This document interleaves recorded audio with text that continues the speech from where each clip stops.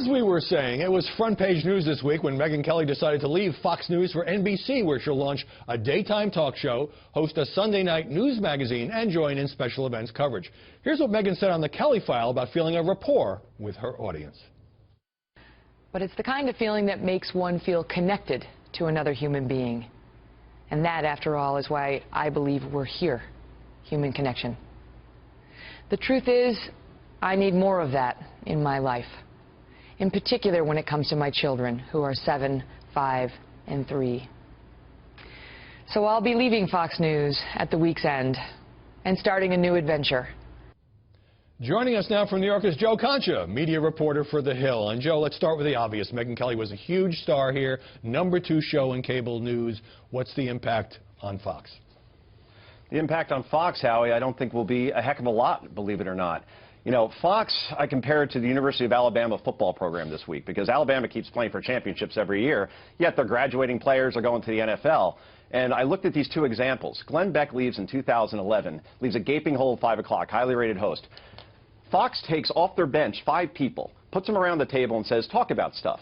And it ends up eclipsing Beck and being a highly rated show. Same thing with Greta Van Susteren. She leaves, 7 o'clock. They have Brit Hume on their bench to fill in until Election Day. Then Tucker Carlson comes in and obliterates the ratings that Greta had if you compare them year over year. Right. So I think the bottom line is, Howie, that Fox does not rebuild, it reloads. And that's scary if you're a competitor. Right. My former colleague Greta, by the way, starting a show at MSNBC. You know, some people saying Megyn Kelly left for money.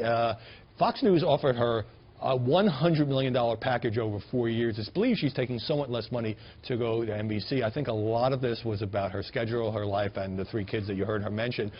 You heard my interview with Tucker Carlson. He's only had his own show here for a few weeks. He gets the 9 p.m. slot. How do you see that working out?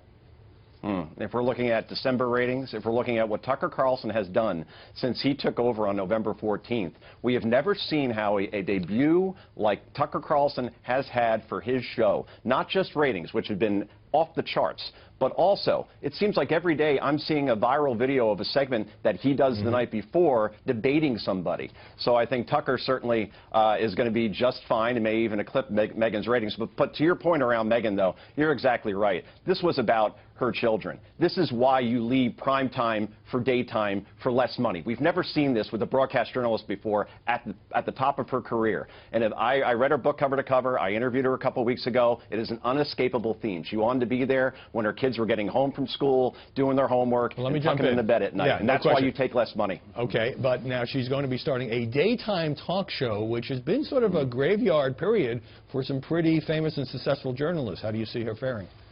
Exactly, Howie. Look at precedent here. Anderson Cooper, big name, has a show in daytime to do a talk show like Megyn's going to try to do. It fails in 2 years. Katie Couric with Jeff Zucker producing before he was CNN president. It fails in 2 years. But here's why it's not an apples-to-apples comparison. 12 years ago, Megyn Kelly, in her 30s, with no television experience whatsoever, leaves a corporate lawyer job for television, and years later becomes one of the most watched people in television. So while it's going to be a big challenge for her, Howie, I wouldn't bet against her if her own personal history is any indication. And just briefly, starting a Sunday night news magazine show for NBC. Of course, Sunday night is 60 Minutes night, so that tough competition, even if they're not head-to-head. Yeah, 60 Minutes has been around for nearly 50 years. It's been a perennial top 10 show. So you say, all right, put it on later, right? Well, the problem is that NBC has the #1 rated show in Sunday Night Football from September to January. So where are you going to put that show? So certainly there's some unanswered questions as far as how NBC is going to utilize Megyn Kelly.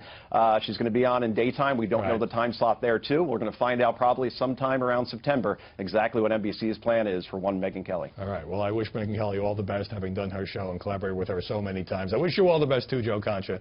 And you probably fed Tucker Carlson's ego as I was kidding him during our conversation.